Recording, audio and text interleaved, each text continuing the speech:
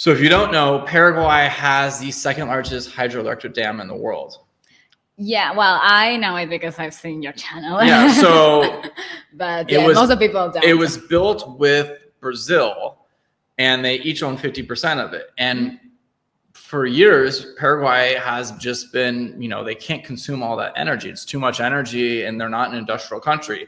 So they've been selling that energy back to Brazil for pennies on the dollar because Brazil's a big country and they can consume it. Along comes Bitcoin. Now they can mine this Bitcoin, export Bitcoin globally, and they can sell this energy for a lot higher price to the miners than what they're getting, from Brazil. Brazil's obviously not happy with this.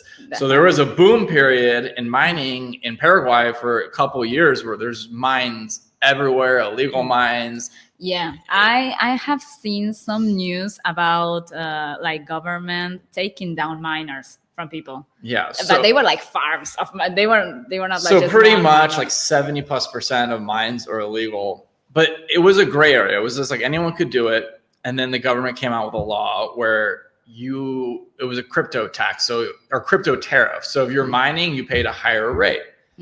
And so a lot of mining companies decided not to, not to continue. Declare. No, they decided to keep mining, but not declare that they're crypto mining and pay that extra tariff. Okay. Because they weren't really enforcing anything. And then all of a sudden, out of nowhere, Andy, which is the energy company there, just started seizing, mines. And if you were mining without the crypto tariff, they would confiscate all the machines. And these machines are very expensive.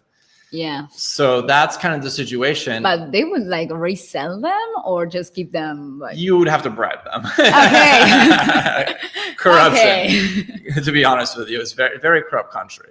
So you have to bribe them to get your machines back. And then 3 months ago, it was a very long shot, but they just passed this bill to increase it even higher, which pretty much put all the mining businesses out of business.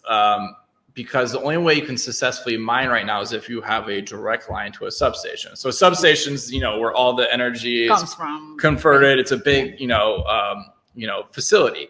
So if you have your own private line, you still get like the old rate. But if you were just somewhere else in the country and you're like, on the same grid as houses and other companies, your rate went to like 6.6 cents, and it's just, there's no money to be made.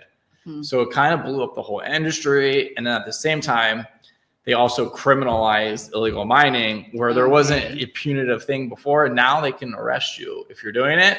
Okay. So they kind of ruined the mining industry in Paraguay. It's still feasible. You can still make money, but the glory days are kind of gone. And what's happened is all of these companies have moved to Brazil now. They go directly across the border. It's the same energy from the same plant, and now they're just doing it in Brazil. Brazil's benefiting from all the investment, jobs, warehouses. And so I met with the top guy for bit farms in Paraguay, and I asked him, like, why did Paraguay change these laws? I mean, was there a change of government, like in the middle of this? There wasn't a change of government, and I've asked a lot of people this question, and the guy from Bit Farms had a good answer that, Brazil owns a lot of Paraguay, and that Brazil was the biggest loser from the mining because they weren't getting all this cheap energy anymore. So Brazil used its influence over politicians and companies to get that increase raised, and now they're the biggest beneficiary.